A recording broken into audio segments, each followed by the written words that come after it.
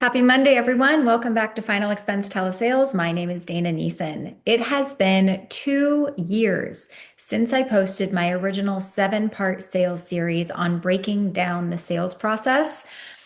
At that time, I was running a different agency with a different team representing one carrier, and things have changed. I am now on the broker side running my own agency, Empower Life Group, and representing multiple carriers. And so I thought, what better way than to reintroduce this series than now?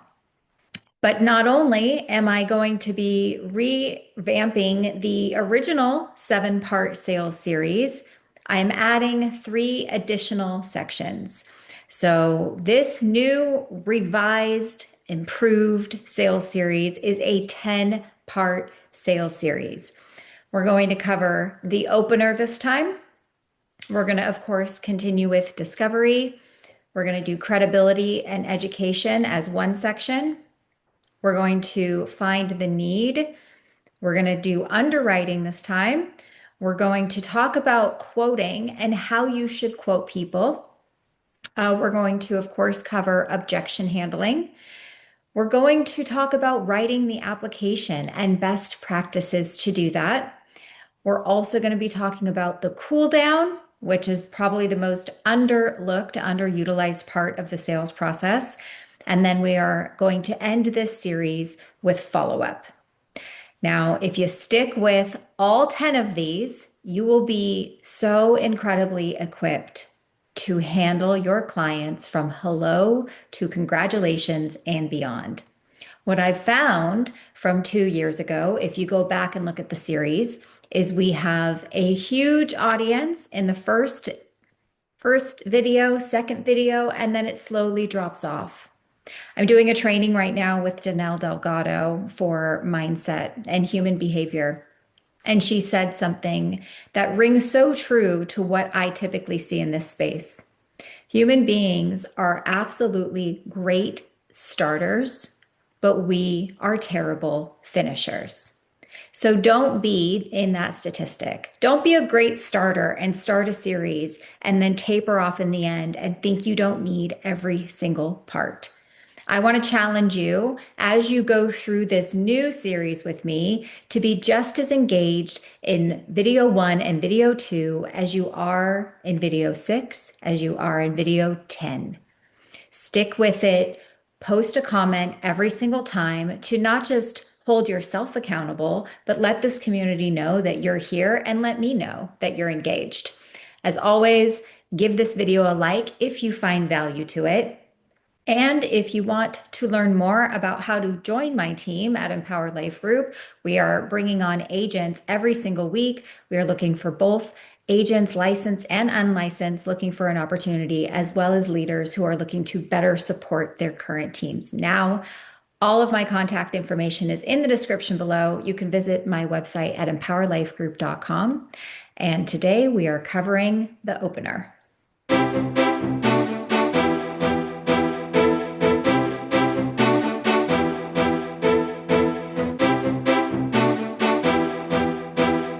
All right, what you're looking at behind me is page 1 of the Empower Life telesales script for selling simplified issue life, specifically final expense. Part 1 of this series is the opener. So we're going to cover 5 different objections that you typically get in the front end of the sale. We have the introduction, and then we bridge into the first question of discovery, and that's what we're going to talk about today. The opener here, this is just one opener, right? You don't have to use this opener. You also don't have to use word for word verbatim the objection responses that we're going to talk about today. You should look at this as a guide and a skeleton and a roadmap to give you some confidence to start tackling these phone calls as you get them. I also want to touch on really quick something that we don't talk about enough, which is mindset and fear and feeling like you're not good enough and scared of the clients and worrying that you're not going to get a sale and investing in all of these leads. And what if I don't get an ROI? Like, I know that all this stuff is happening behind the scenes as you are just trying to memorize a script. But I want to encourage you and remind you about one thing. The people that are receiving your call on the other end of the line are way more intimidated and afraid of you and of all the other people that are calling them, right? What are they afraid of? Picture your avatar, picture your ideal client, and think about who you are calling. Okay, you are calling people that are retired, that are living on a fixed income, that are afraid of getting taken advantage of. They're afraid of making the wrong choice, right? They're afraid of buying from the wrong person. They're afraid of getting scammed. They have all of their own fears going into the call. And if you bring your fears into the call of not getting the sale, of not knowing what to say, of stumbling over your words, those two fears are going to collide and you're not going to serve anybody. Okay, so you always remind yourself how lucky these people are to be on the phone with you, that you have an opportunity to help them understand something and clear the air behind something they feel completely overwhelmed and confused about.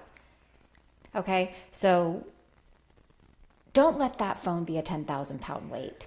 Stop thinking about you have to get a sale, you have to make money, and start thinking about what can I say so that I have the opportunity to help someone. Okay, and once you can get through that clutter and get out of your own way and realize that we're just here to try to have a conversation and help one human to the next, that it starts to become a lot easier. Okay, so we're going to start with our opener here right at the top.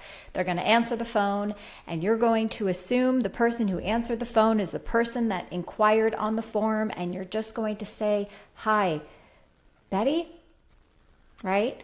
"Hi, Betty? Hey, this is just Dana calling, and I was calling about your request for information on the state-regulated final expense plans here in California. I'm just here to help you understand your options and answer any questions you might have." That's it. That's your opener. And if they don't say anything for 2 to 3 seconds, you skip objections and you go right into this first line. And so before we get started, I do need to let you know that our call may be monitored or recorded. And of course, that's if you are calling on a recorded line, which we do. So we want to say that to state compliant. And I just want to confirm a couple details so I can get this information out to you. I show here that you're in the state of California and your zip code is this. If you have zip code, you can show the amount of coverage they requested. You can verify beneficiary. You can say their email address. Whatever you have on your lead form, just feed back a couple pieces of information. You might even have a favorite food or a favorite hobby or a favorite color. Use some of those things to remind them of their inquiry. All correct? Or did I get anything wrong, right? The positive or the negative. And then I bridge right into, and was this inquiry just for yourself or was it for anyone else as well?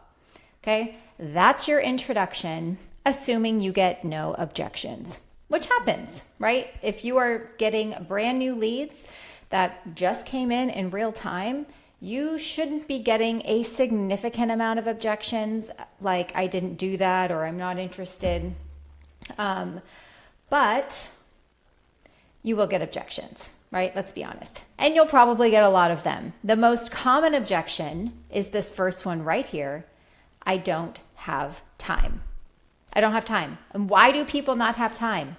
Because they just filled out the inquiry. They should have nothing but time, right? Even if they filled out the inquiry last night. Let me remind you that your prospects are not sitting by the phone waiting for their life insurance agent to call them to try to sell them on a policy. I also want to remind you that once somebody clicks on an ad on Facebook, they are now in the algorithm. That means that they are going to continue to be served ads from your competition, from so many people, they won't even remember which ad they clicked on to get to you. Okay, they're going to see things that are free. They're going to see things for state-approved burial plans. Your ad might be perfectly legit. Even the ads that you're buying, the leads you're buying from, if you're buying third-party leads, their ads might be very well written, and they might have all the right expectations. But if you hear someone that says, I thought it was free, don't freak out. Okay, that could just be someone else's ad, and that's a different objection. Let's focus on I don't have time, because if you're getting high intent leads, the I don't have time objection will probably be your most common. So remember that naturally we all have a little bit of sales resistance. Okay, we are getting interrupted in our day. We didn't likely have an appointment. We've answered the phone out of slight curiosity, and now we've identified that it's a salesperson on something we did inquire about, but do we want to have a conversation with them? I'd rather not. I'd rather go watch my TV show or go play bingo or call my grandkids or do whatever. The last thing I want to do is talk to you. Okay, that's what's going through their mind in the 15 seconds that you gave them your introduction. So if you also sound like you don't care, if you also sound unsure of yourself, if you don't come in with confidence and volume, by the way, right? According to Vin Jang, who is an expert on communication skills, most people speak in a range of 1 to 5. And most of us, when we're on the phones, we speak in a level 2 to 3.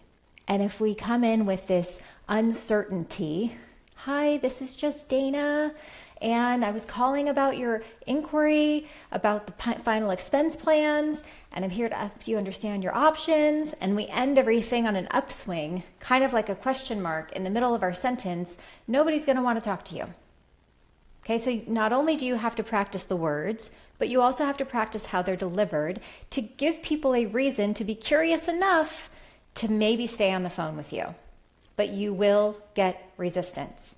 So when that person says, I don't have time, and you see these words written above my head that says, I understand I caught you at a bad time. Would you happen to just have 1 minute to see if it even makes sense to call you back later? You better get that out fast. And it doesn't have to be these exact words, right? That's another thing I want you to remember. Say this to where it feels like you're the one that wrote it and you're the one that said it. Right? Sometimes I might even say, oh, that's not a problem. Would you happen to just have 1 minute to see if it even makes sense for me to call you back after work? Right? If they gave me that, or they're on their way to a doctor appointment, no problem. I totally get it. Do you happen to just have 1 minute to see if it makes sense to call you back after your doctor appointment? So I'm not necessarily using the later phrase every single time because I'm actively listening to the words they're telling me, and I'm responding accordingly. Also notice, what 2 words did I emphasize in my response? I emphasized 1 minute because that's what I want them to hear. If you study communication, you know that the words that we emphasize control what our clients hear and pay attention to, and we can kind of control how they respond based on what we emphasize. So I'm specifically emphasizing 1 minute. I'm also making it seem like, oh, it's no big deal that they don't have time. I hear that all the time. So I want to just buy another 30 seconds to a minute to try to see if this is a false objection, because at least 50% of the time it's a false objection. And if you can buy yourself 30 seconds to a minute and you can get somebody to lower their walls, 40 minutes later you will be finishing up an application. So do not let those people go. Fight for the conversation like your life depends on it. Like if you let that person off the phone, you will never be able to make another phone call again, if that's the mind trick you have to play with yourself. How many times if you answered a sales call or a telemarketing call and you said, I don't have time right now, and the other person on the phone doesn't even fight? They just say, okay, bye, right? That is how we are trained. We're trained to say no and for the other person on the other end of the line to say, okay. But when that person says, actually, do you just have 1 minute to see if it even makes sense to call you back later? What you will find is most people will say, okay. Most people will say, okay, you got 1 minute. Perfect. That's all I need. Hey, can I ask, was this inquiry just for you or for someone else as well? Maybe verify some information, and then we head into discovery, which we will talk about on the next call. Because there's many different ways to modify discovery depending upon how you entered the call. Okay, so I want you to think about right now, we're only talking about getting the chance to enter the call. And the I don't have time objection should be your most common one if you're getting brand new high intent leads. Okay, let's move on to I already took care of that. Okay, I already took care of that, which can be ambiguous. I already took care of that could mean a lot of different things, but we're going to assume that I already took care of it means they already purchased. Okay, I'm making an assumption. That's my choice. And again, I act like it's no big deal, right? I don't let that affect me, right? Oh, that's not a problem. Hey, how long ago did you get that? If you watch my last 7-part sales series, you'll know this probably sounds similar because why change something that works? We stay consistent all the time. We're not changing things up all the time. We're staying consistent and we don't deviate. That's how we can start to create control in our environment. Okay, hey, that's not a problem. How long ago did you get that? Oh, a week ago. Oh, a couple days ago. Oh, a month ago. Whatever it is. Well, hey, while I have you on the phone, would it be reasonable to offer you one more quote just to be sure you are offered the best policy available? Okay, now you have 2 different ways people can go. They can say sure, and then of course we modify discovery, which we'll talk about tomorrow or on the next video. I don't know if that's coming out tomorrow. Or they'll say, no, I'm good, right? So there's 2 different paths. And of course, we want them to say, sure, you can give me another quote. If they say no, well, I try to double down, which is not on this script, but I do tend to double down and I'll say something like, well, it would be important for us to at least make sure you're not in a 2-year waiting period when you shouldn't be, or let's at least take a moment to review your policy to make sure that you have the amount of coverage you need or that you're not overpaying, because we see people overpaying all the time. It'll only take a couple of minutes, right? Just to get the opportunity to have the conversation. And I want you guys to remember that this is the point. Getting past the opener does not guarantee that I'm going to even get through discovery.